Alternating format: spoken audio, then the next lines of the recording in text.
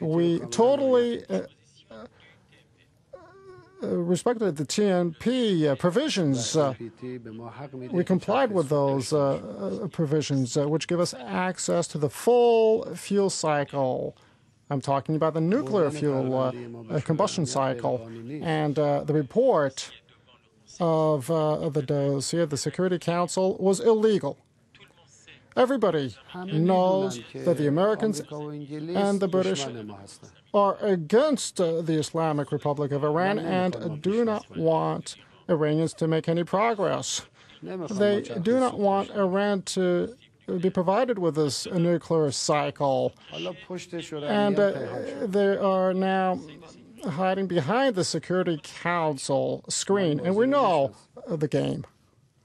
The IAEA, in its report, has indicated that you have set up 3 series of centrifuges, which means that Iran now has 1,000 centrifuges to enrich uranium.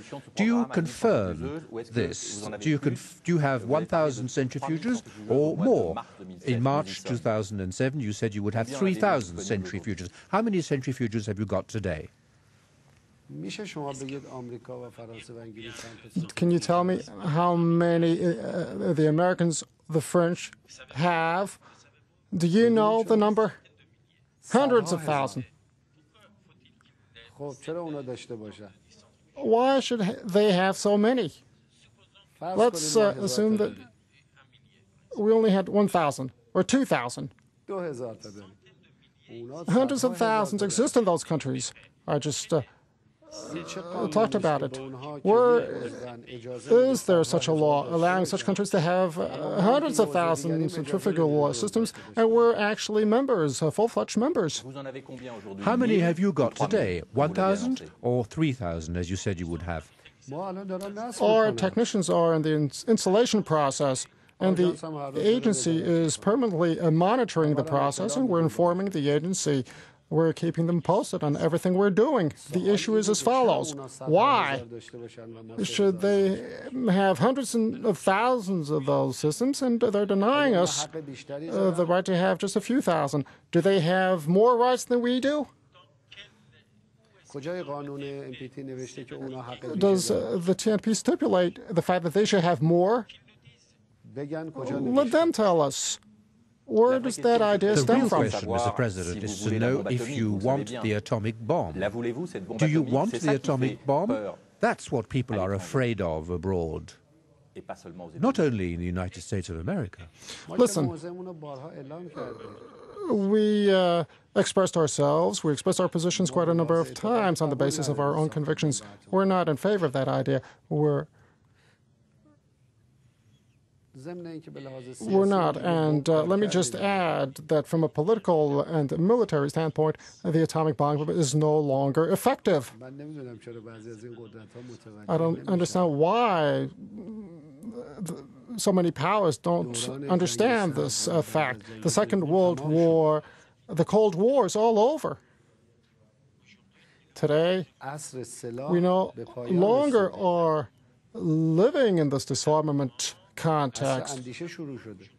Now, weapons are actually more associated with thoughts. Nuclear weapons are no longer effective today. Now, this is my question. The atomic bomb of the Americans, was that bomb able to save the Americans in Iraq? Was the atomic bomb able to render Mr. Bush more popular in Muslim countries? Among the peoples throughout the world? President Bush went to South America.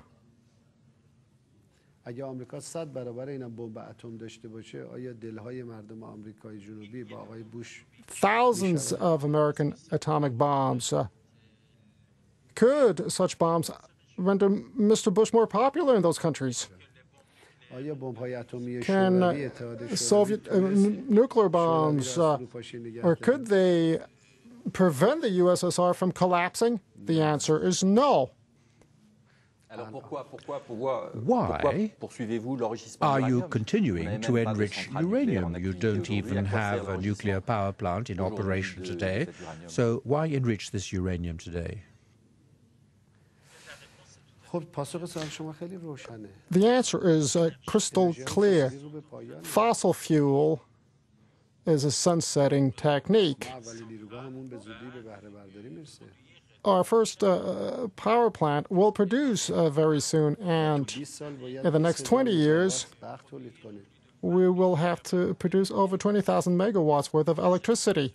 This is the country's need. Why is France building so many nuclear power plants every year? We can guarantee the sales of oil for the next 50 years for all European countries. We can put guarantees on the table if you wish us to do so. And history shows that we have always been sticking to our promises. Mr. President, today we can see that you are sticking to your position.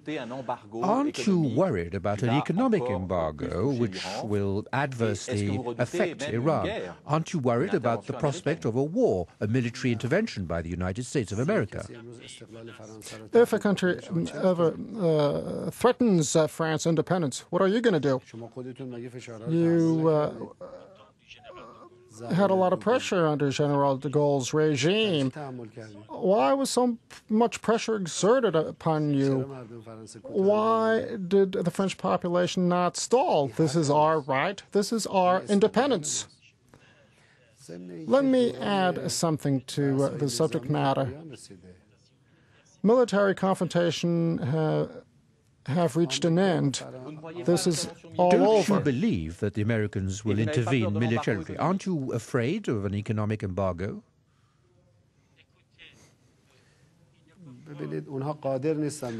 No, they cannot touch our people. Western politicians need to understand that the world has changed. Nobody can accept this kind of approach or language right now. This language related to violence and strength and force. All those who want to impose embargoes upon us will be the losers.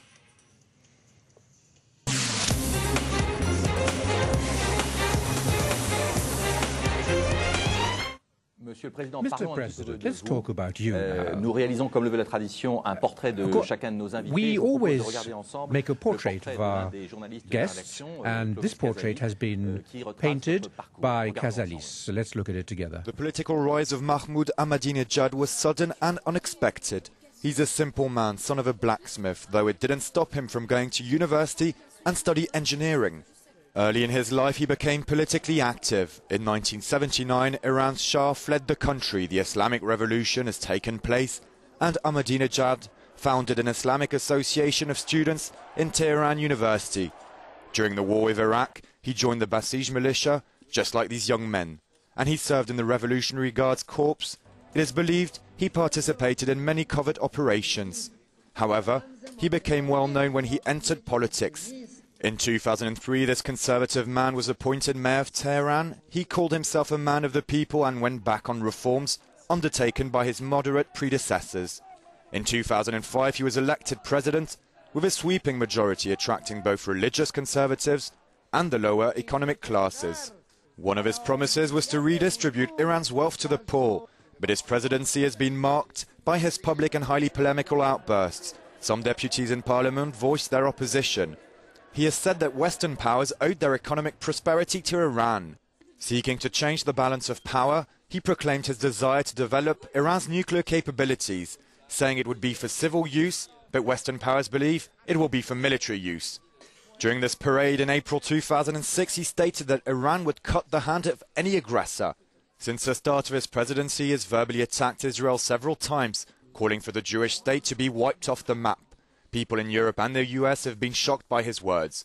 And now a wave of discontent is sweeping through Iran. Ahmadinejad faces increasing opposition. Students have gone as far as burn pictures of the leader. And recently, the Ayatollah Youssef Sahnei criticized the current conduct of state affairs.